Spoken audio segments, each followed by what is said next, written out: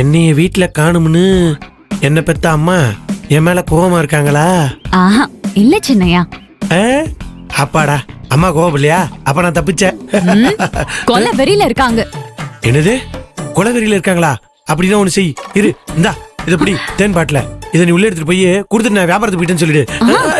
அம்மா வாங்க சொன்ன கிளி. ஐயோ, செருப்பு காட்டுங்க. செருப்ப கழட்டணுமா?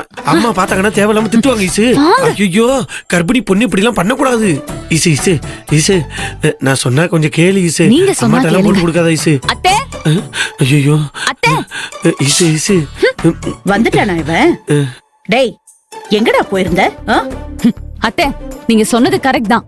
உங்க புள்ள நிஜமாவே கொல்லிமலைக்கு போய் பாருங்க தேனை வாங்கிட்டு வந்திருக்காரு. அடப்பாவி, டேய் என்னடா இது? ஏன்டா இப்படி எல்லாம் பண்ற? நான் என்னம்மா பண்ணேன்? வாயும் வயிறுமா இருக்கிற என் பொண்டாட்டி ஆசைப்பட்டு கேட்டதுக்கு அப்புறமா நான் வாங்கி கொடுக்காம இருக்க முடியுமா? அதான் கொல்லிமலைக்கே போய் ஒரிஜினல் மலை தேன் வாங்கிட்டு வந்திருக்கேன்.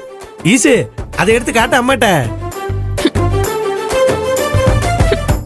இங்க பாருங்க அத்தை.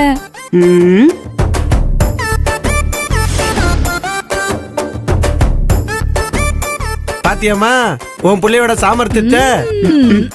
சாமர்த்தியம் ஏமா? அந்த கொம்பு வீட்டுல தானே கொம்பா?